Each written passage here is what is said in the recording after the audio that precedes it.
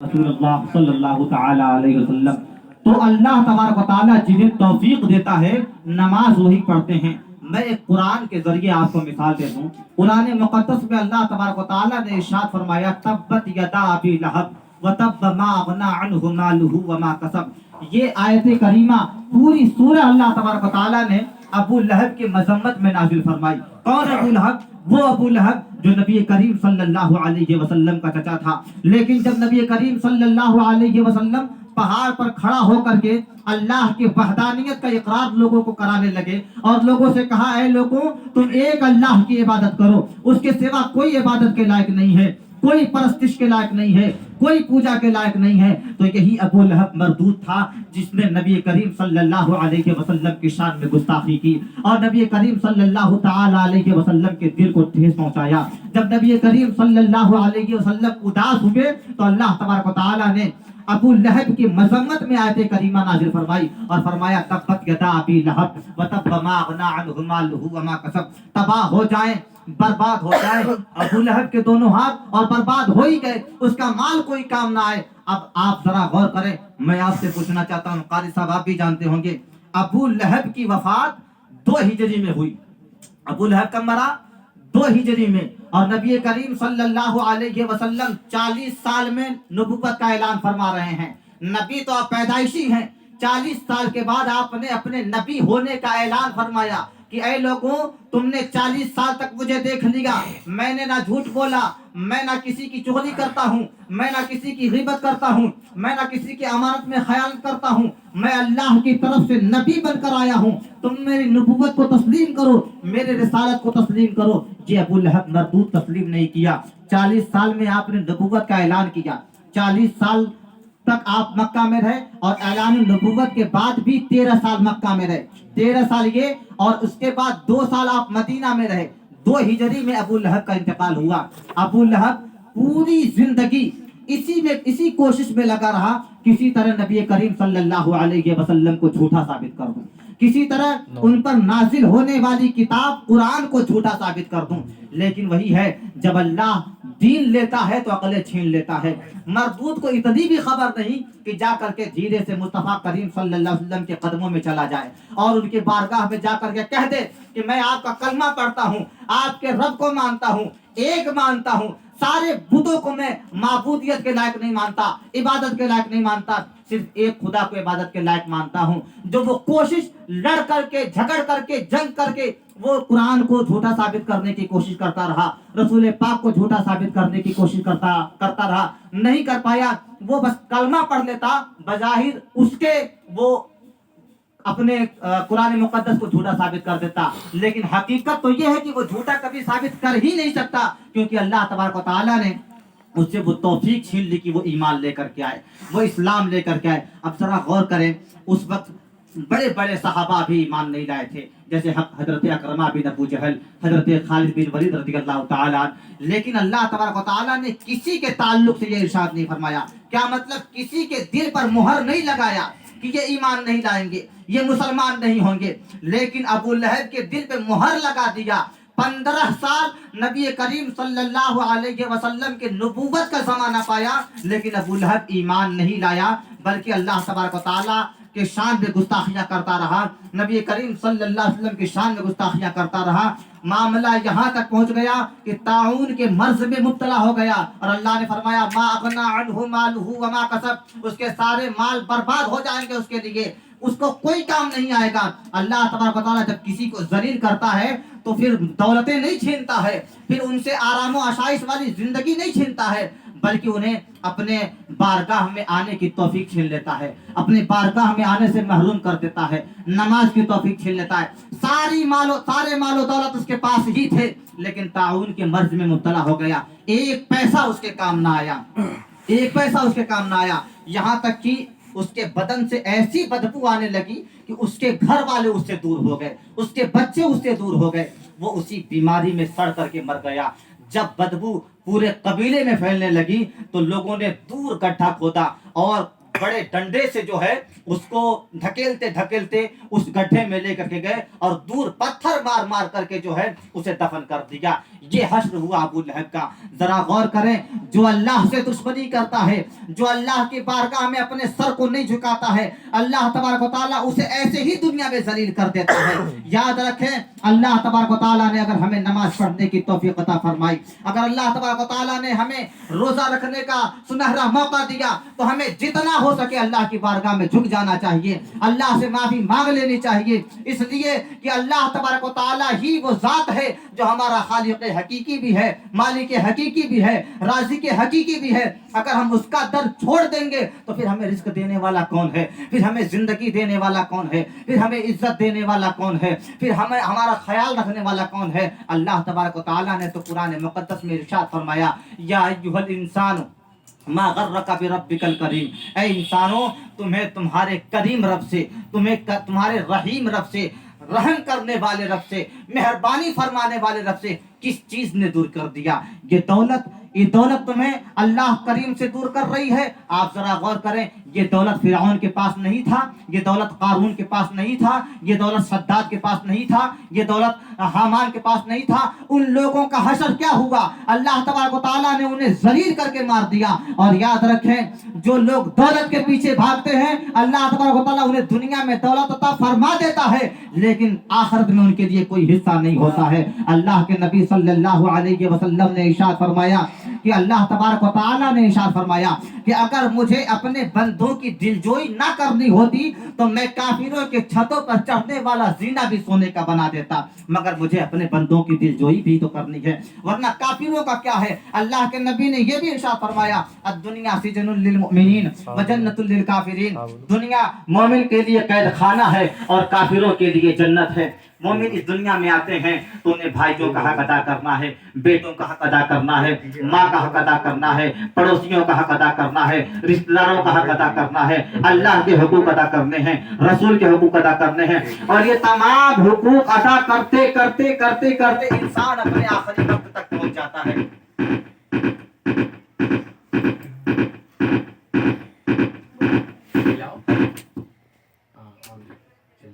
انسان اپنے آخری وقت تک پہنچ جاتا ہے, تو اسی کا نام تو قید خانہ ہے, نہ کوئی آزادی ہے, نہ کوئی کچھ ہے. یاد رکھیں, یہ جسے لوگ قید سمجھتے ہیں, دراصل یہی ہماری آزادی ہے کہ ہم اللہ کے ہو کر کے زندگی گزارتے ہیں اور اللہ کے ہو کر کے مر جاتے ہیں. لیکن کافروں کے لیے جنت ہے, نہ انہیں ماں کا خیال ہے, نہ انہیں باپ کا خیال ہے, نہ انہیں رشتہ داروں کا خیال ہے, نہ انہیں حرام کا خیال ہے, نہ انہیں حلال کا خیال ہے.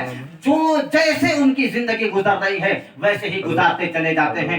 یاد رکھیں, ہم دنیا میں آئے ہیں تو سب سے پہلا کام ہمیں یہ کرنا ہے کہ ہمیں اللہ کو راضی کرنا ہے. کوئی ناراض ہوتا ہے تو ہو جائے, کوئی ہم سے خوش ہو یا نہ خوش ہو, ہم سے ہمیشہ اللہ تبارک و تعالیٰ راضی ہونا چاہیے. اور ہمیں فرق ہی نہیں پڑنا چاہیے کہ کون ہم سے ناراض ہو رہا ہے, کون ہم سے خوش ہو رہا ہے, بلکہ ہمیں تو صرف اس بات سے فرق کرنا چاہیے کہ ہمارا رب ہم سے ناراض نہ ہو, ہمارے رسول ہم سے ناراض نہ ہو. تو یاد رکھیں, ہمارا رشتہ اللہ تبارک و تعالیٰ سے مضبوط ہونا چاہیے. ہمیں نماز پنجگانہ باجماعت ادا کرنی چاہیے. تو انشاءاللہ میں امید کرتا ہوں کہ آج تک جو لوگ نماز پنجگانہ نہیں پڑھتے تھے وہ نماز پنجگانہ کے عادی ہوں گے, اور انشاءاللہ پوری استقامت کے ساتھ, مضبوطی کے ساتھ نماز پنجگانہ پڑھنے کی بھی کوشش کریں گے. یہ میں نہیں کہہ رہا ہوں, یہ نہ سمجھیے گا کہ حافظ جی کہہ رہے ہیں نماز پڑھنے کے لیے. نہیں, میری حیثیت کیا ہے میں آپ کو کسی چیز کا حکم دوں, میری بساط کیا ہے میں آپ کو کچھ کرنے کے لیے کہوں. یہ آپ کا رب آپ سے کہہ رہا ہے کہ اے میرے بندوں نماز پڑھو. یا ایھا الذین آمنوا اقیموا الصلاۃ, اے ایمان والو نماز قائم کرو. یہ آپ کے رسول کہہ رہے ہیں. آپ رسول سے پیار کرتے ہیں کہ نہیں کرتے ہیں؟ رسول سے بے پناہ محبت کرتے ہیں. اور رسول پاک کیا فرماتے ہیں؟ قرۃ عینی بالصلاۃ, نماز میرے آنکھوں کی ٹھنڈک ہے. تو جو اپنے محبوب سے محبت کرتا ہے وہ اپنے محبوب کی آنکھوں کو ٹھنڈک بھی پہنچاتا ہے. آج دنیاوی محبت دیکھ لیں, رات کے 12 بجے کوئی فون آ جائے تو آدمی یہ نہیں دیکھتا ہے کہ رات کے 12 بج رہے ہیں کہ 1 بج رہے ہیں, ٹھنڈی ہے کہ گرمی ہے کہ بارش ہو رہی ہے.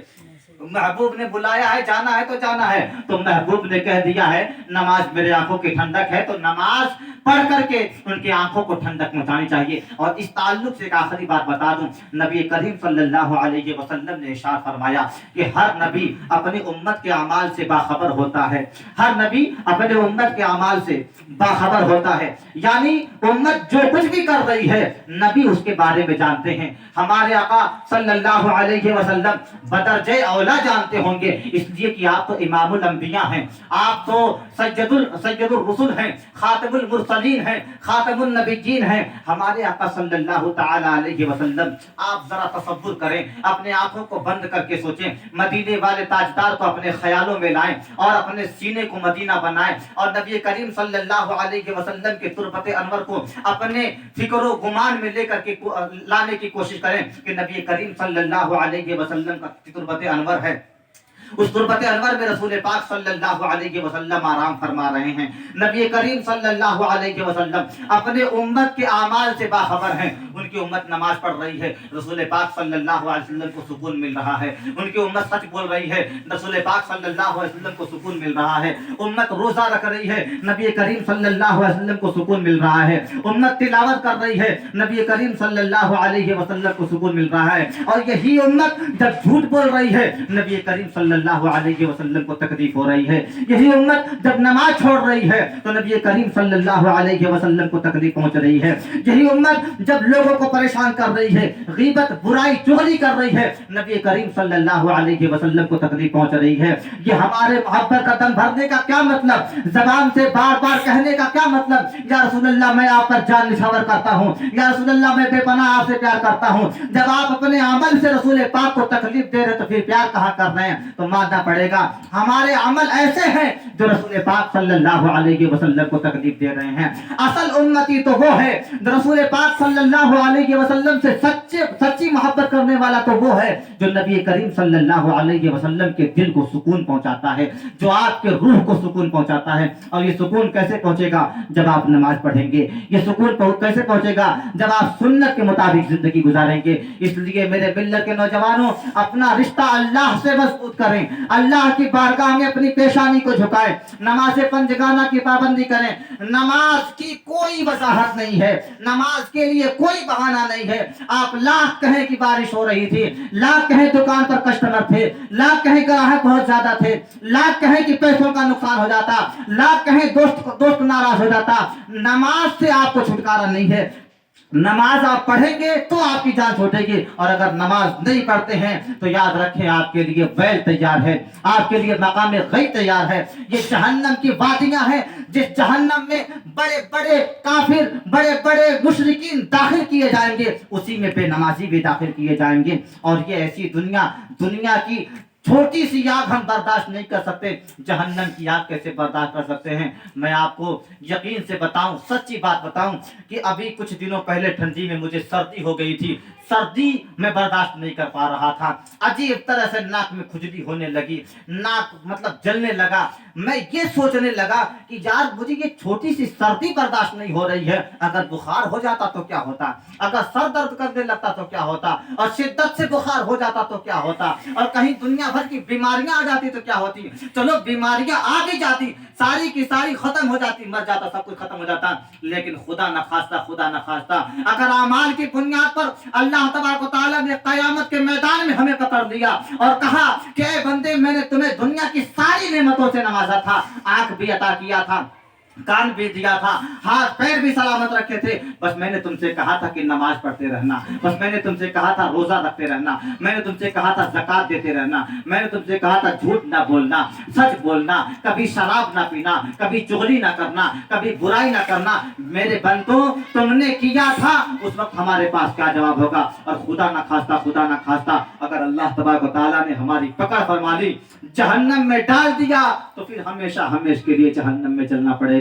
मेरे मिल्लत के नौजवानों, आने वाली रात शबे बारात है, ये बारात की रात है, खुशी की रात, ये निजात वाली रात है, मगफिरत की रात है। वो रात आए और फरिश्ते हमारे अमाल अल्लाह की बारगाह में लेकर के जाएं, उससे पहले अल्लाह की बारगाह में रुजू कर लें, उससे पहले अपने गुनाहों की माफी मांग लें, उससे पहले अपने रब की बारगाह में रो लें, गिड़गिड़ा लें कि मौला पूरे साल हम तेरी बारगाह में नाफरमानी करते रहे, नमाज छोड़ते रहे, मौला हम गुनहगार हैं, सियाकार हैं, बदकार हैं, फिर भी तेरे रहमत के तलबगार है मौला, हमारे गुनाहों को माफ फरमा दे, ताकि जब फरिश्ते हमारे आमाल रब की बारगाह में लेकर के जाएं तो ये भी कहें परवरदिगार आलम वो होश में आ गया, वो तेरी बारगाह में रुजू कर लिया। जब मैं आ रहा था तो तेरी बारगाह में वो बंदा रो रहा था, वो अपने गुनाहों की मगफिरत तलब कर रहा था, वो गुनाहों की माफी चाह रहा था। तो अल्लाह की रहमत, दरियाए रहमत जोश में आएगी और उसी फरिश्ते से फरमाएगा, ऐ मेरे फरिश्तों जाओ, मेरे बंदे के जितने भी गुनाह हैं उन सबको मैं माफ करता हूँ, मेरे बंदों को ये खुशखबरी सुना दो, मेरे बंदे को ये खुशखबरी सुना दो। तो मेरे प्यारे अल्लाह की बारगाह में रुजू करें और अपने गुनाहों से माफी तलाफी करें। और याद रखें, सब कुछ नमाज नहीं है, सब कुछ रोजा नहीं है, सब कुछ हज नहीं है, बल्कि अल्लाह तबारक व तआला ने फरमाया है, ऐ ईमान वालो इस्लाम में पूरे पूरे दाखिल हो जाओ। अल्लाह के नबी सल्लल्लाहु अलैहि वसल्लम के तौर तरीके पर अमल करना ये भी इस्लाम है, किसी की चुगली ना करना ये भी इस्लाम है। अल्लाह के नबी ने इरशाद फरमाया कि चुगलखोर कभी जन्नत में दाखिल नहीं होगा। अल्लाह के नबी ने इरशाद फरमाया, जब कोई बंदा किसी की बुराई करता है तो गोया वो अपने मरे हुए भाई का गोश्त खाता है। नबी करीम सल्लल्लाहु, और ये कुरान मुकद्दस की भी आयत करीमा है कि जब कोई बंदा किसी की गीबत करता है तो गोया वो अपने मरे हुए भाई का गोश्त खाता है। किसी के बारे में बुरा गुमान न किया करें, बुरा सोचा ना करें। अमूमन ये होता है कि हम किसी को देखते हैं फौरन जज कर लेते हैं, वो तो ऐसा है, वो तो ऐसा है। मैं एक सच्चा वाकया बताऊं, मेरा एक दोस्त है, वो जब भी गोरखपुर में आता है तो मेरे पास ही रहता है, खाता है, सोता है, पीता है। एक दफा ऐसा हुआ कि वो रात के तकरीबन शाम के 4-5 बजे मेरे पास फोन किया कि रहमत भाई मैं गोरखपुर में आ रहा हूँ और आज मेरा बहुत जरूरी काम है, मुमकिन है कि 8-9 बज जाए और मैं रात आप ही के पास ठहरूंगा। मैं रात के 8-9 बजे तक खाना वाना बनाने के बाद उसका इंतजार करने लगा। फोन पे फोन करता रहा, फोन पे फोन करता रहा, वो मरदूद फोन उठाया ही नहीं। मैं उस वक्त कहता था कि पता नहीं क्या मरदूद हो गया, ऐसा हो गया, वैसा हो गया, मेरा फोन ही नहीं उठा रहा। मैं बहुत कुछ अपने जहन में सोचता रहा, लेकिन बादहू 12 जब बजा तो मैं थक हार करके उसका नंबर ब्लॉक किया और कहा कि आज के बाद मैं इससे नहीं बोलूंगा, और मैं उसका नंबर ब्लॉक कर दिया। 3 दिन के बाद उसके घर से एक और दोस्त आया, उसी के गांव का एक दोस्त था, वो भी आया मेरे पास और कहा कि आपको मालूम है वो जो वसीउल्लाह है उसका एक्सीडेंट हो गया है 3 दिन पहले भटाट में, और बड़ी चोट आ गई है, उसकी गाड़ी तो अभी भी भटाट में है। मेरा दिल तड़पने लगा कि यार मैंने क्या क्या सोचा था, वो गोरखपुर आ रहा था, अब भाई एक्सीडेंट हो गया तो कैसे आ सकता। लेकिन मैं बगैर तहकीक किए उसके ताल्लुक से बेवफा है, धोखेबाज है, ऐसा है, वैसा है, गुनाहगार है, हमेशा झूठ बोलता है, धोखा दे दिया, आया नहीं, फोन नहीं उठाया, दुनिया भर की बातें सोच दिया। इसलिए प्यारे बगैर तहकीक के किसी के बारे में गलत नहीं सोचना चाहिए। आप पहले तहकीक कर लें, और दुनिया भर की बातें भी अगर उसके अंदर हैं, ऐब है, तो हम ही कहाँ ऐब से खाली हैं, हम उसके ऐब को छिपा लें। इंसानियत के नाते उससे मोहब्बत करें, किसी के ऐब ना उछालें, किसी की बुराई ना करें। ये अल्लाह के नबी सल्लल्लाहु अलैहि वसल्लम का पसंदीदा अमल नहीं है। अल्लाह तबारक व तआला इसे नापसंद फरमाता है। इसी तरह झूठ, अल्लाह तबारक व तआला ने इरशाद फरमाया, लानतुल्लाहि अलल काज़िबीन, झूठों पर अल्लाह की लानत बरसती है, उसके फरिश्तों की लानत बरसती है। और याद रखें, नबी करीम सल्लल्लाहु अलैहि वसल्लम का तरीका ये भी था कि आपके जो भी रिश्तेदार थे आप उन सब से मोहब्बत फरमाया करते थे, आपके जो घर वाले थे उनसे बड़ी मोहब्बत फरमाया करते थे। आपने इरशाद फरमाया कि जो तुमसे रिश्ता काटे तुम उससे रिश्ता जोड़ो। अब कोई ये कह ही नहीं सकता है कि यार वो हमसे बोलना ही नहीं चाहता है तो हम कैसे बोलें, वो हमसे दूर भागता है तो हम कैसे उसके करीब जाए, वो हमसे रिश्ता ही नहीं रखना चाहता है तो हम कैसे रखें।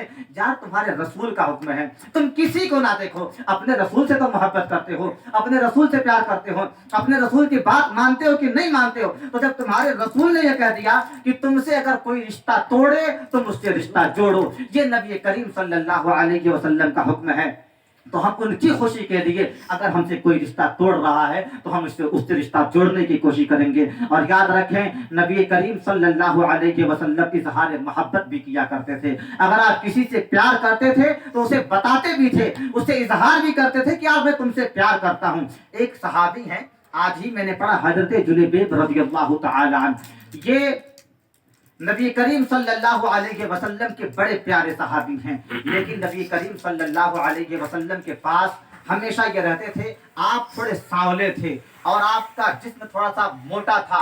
मतलब ये कि बज़ाहिर وہ ہم نہیں کہہ سکتے، لیکن جو کتاب میں لکھا ہے کہ آپ کی مطلب شکل بہت اچھی تھی، وہ صحابی تھے، لیکن بظاہر دیکھنے میں آپ یوں سمجھ لیں کہ لوگ جو ہے انہیں دیکھا کرتے تھے۔ تو نبی کریم صلی اللہ علیہ وسلم کی بارگاہ میں مجھے جملہ نہیں آ رہا کہ میں ان کے تعلق سے کیا کہوں، بس یہ جان لیں کہ وہ ساولے تھے۔ نبی کریم صلی اللہ علیہ وسلم کی بارگاہ میں بیٹھے، رسول پاک صلی اللہ علیہ وسلم نے ارشاد فرمایا کہ اے جلیبیب تم کو معلوم ہے؟ کہا یا رسول اللہ کیا؟ کہا میں تم سے محبت کرتا ہوں، میں تم سے محبت کرتا ہوں، تم اس بات کو جان لو۔ اور ایک ایسا جملہ ارشاد فرمایا جو امام حسین کے لیے ارشاد فرمایا، حسین منی وانا من الحسین۔ یہی جملہ حدیث پاک میں ہے کہ آپ اس صحابی کے لیے ارشاد فرماتے ہیں کہ اے جلیبیب تم مجھ سے ہو، میں تم سے ہوں، اے جلیبیب تم شادی نہیں کرو گے کیا؟ تو انہوں نے کہا یا رسول اللہ مجھ سے کون شادی کرنا چاہے گا، مجھے کون اپنی بیٹی دینا چاہے گا؟ رسول پاک نے فرمایا کہ اے میرے صحابی، اے میرے ساتھی، میں تم سے محبت کرتا ہوں،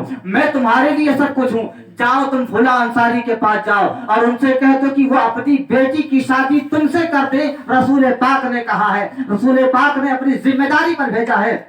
اب وہ صحابی ان کے پاس جاتے ہیں اور عرض کرتے ہیں کہ اے صحابی، رسول پاک نے مجھے بھیجا ہے اور کہا ہے کہ میں تم سے ہوں، تم مجھ سے ہو، آپ اپنی بیٹی کی شادی مجھ سے کرا دیں۔ وہ صحابی جیسے ہی سنتے ہیں کہ رسول پاک کا حکم ہے تو فوراً اپنی بیٹی کو آپ کے نکاح میں دے دیتے ہیں۔ رسول پاک صلی اللہ علیہ وسلم اس طرح اپنے صحابی سے محبت کا اظہار بھی کرتے ہیں۔ اور آج ہمارا حال دیکھیں کہ ہم اپنے بیٹوں کو بھی یہ ثابت نہیں کرتے، یہ بتا نہیں پاتے ہیں کہ ہم تم سے محبت کرتے ہیں، ہم اپنی بیٹیوں کو بھی یہ نہیں بتا پاتے ہیں کہ ہم تم سے محبت کرتے ہیں۔ اگر بیٹی کو یہ بات معلوم ہو جائے کہ اس کا باپ بے پناہ محبت ہم سے کرتا ہے تو ذرا انصاف سے بتائیں، کبھی وہ بیٹی اپنے باپ کے تذلیل کا سبب بنے گی، بے عزتی کرنے کا سبب بنے گی؟ کبھی نہیں بنے گی۔ اگر بیٹے کو معلوم ہو جائے کہ اس کا باپ بے پناہ ہم سے محبت کرتا ہے تو کیا بڑھاپے کے عالم میں وہ اپنے باپ کا لاٹھی نہیں بنے گا، اپنے باپ کا سہارا نہیں بنے گا؟ رسول پاک صلی اللہ علیہ وسلم کا طریقہ، آپ کا اسوہ اللہ تبارک و تعالیٰ نے ہمارے لیے نمونہ عمل بنایا ہے،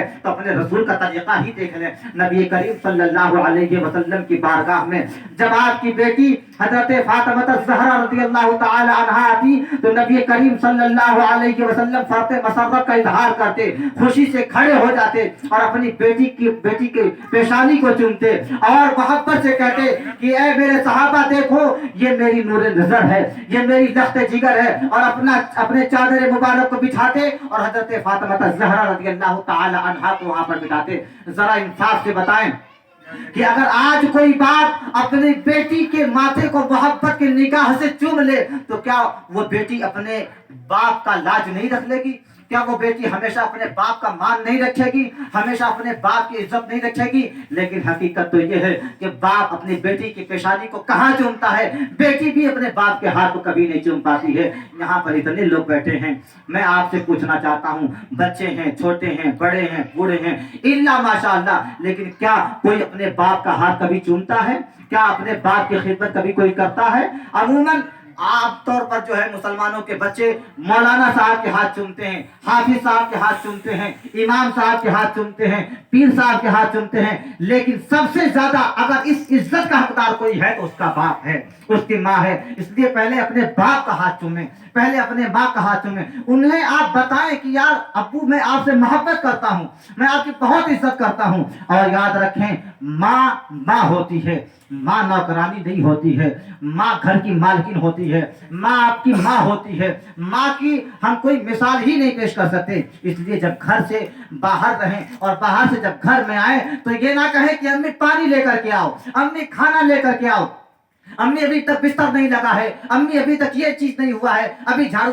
اگر آپ اپنی ماں سے محبت کرتے ہیں تو آپ کہیں کہ امی آج آپ کچھ نہیں کریں گی، آج آپ بیٹھیے، آپ کے لیے کھانا میں بنا رہا ہوں، آپ کے لیے پانی میں لے کر کے آؤں گا، اور آج آپ آرام کریں گی، آپ کی خدمت میں کروں گا۔ آپ انہیں ماں ہونے کا احساس تو دلائیں، وہ ضرور کہیں گے کہ یہ میرا نور نظر ہے، یہ میرا لخت جگر ہے۔ لیکن کہیں نہ کہیں غلطیاں دونوں طرف سے ہوتی ہیں، نہ ماں باپ اپنے حقوق ادا کر رہے ہوتے ہیں، نہ بچے اپنے حقوق ادا کر رہے ہوتے ہیں. لیکن یاد رکھیں یہ بھی نہیں کہا جا سکتا کہ ہمارے ماں باپ اچھے ہی نہیں ہیں. اگر ماں باپ اچھے نہیں ہیں تو آپ سے بیٹا ہونے کا حساب لیا جائے گا, ان سے ماں ہونے کا حساب لیا جائے گا.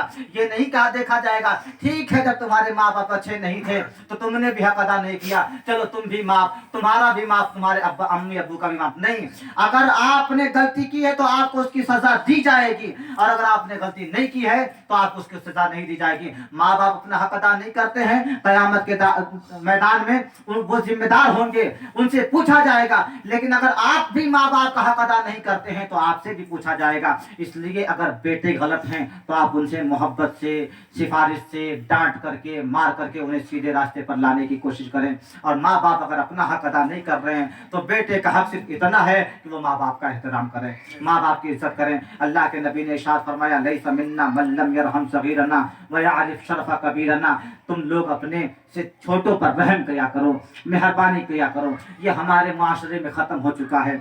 یہ ہمارے معاشرے سے بالکل جو ہے یہ نصیحت جو اللہ تبارک و تعالیٰ نے کرنے کا حکم دیا, تأمرون بالمعروف وتنہون عن المنکر, اس لیے تم اچھے ہو کہ تم اچھائی کا حکم دیتے ہو اور برائی سے روکتے ہو. یہ سسٹم ہی تو ہمارے معاشرے سے ختم ہو چکا ہے. اس لیے میرے پیارے, جہاں اپنے سے چھوٹوں کو دیکھیں انہیں محبت, شفقت, مہربانی کے ساتھ پیش آئیں. اگر وہ کچھ غلطی کر رہے ہوں تو انہیں سمجھائیں, بتائیں. یاد رکھیں چھوٹے لوگ تبھی آپ کی بات مانیں گے جب آپ ان پر احسان کریں گے, جب آپ ان پر شفقت کریں گے, ان پر مہربانی کریں گے. اور ہمیشہ ڈانٹتے ہی رہیں گے تو وہ آپ کے باغی ہوں گے, آپ کو گالی دیں گے, آپ کو برا بھلا کہیں گے آپ کی بات. تو اس لیے احسان کرنا سیکھیے, شفقت کرنا سیکھیے, مہربانی کرنا سیکھیے.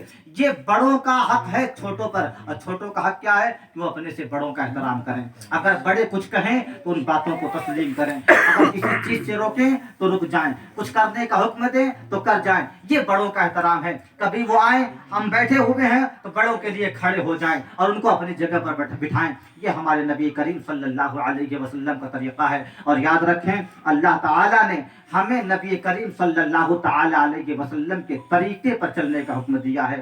گویا جب رب نے فرما دیا کہ تم میرے محبوب کے طریقے پر چلو تو اسی میں کامیابی ہے. اس کے علاوہ ہم دنیا بھر کے کسی بھی انسان کے طریقے کو فالو کر لیں یہ ہمارے لیے ناکامی ہے, بربادی ہے. اللہ تبارک و تعالی ہمیں اپنے نبی صلی اللہ علیہ وسلم کے اسوہ حسنہ پر چلنے کی توفیق عطا فرمائے. اور یاد رکھیں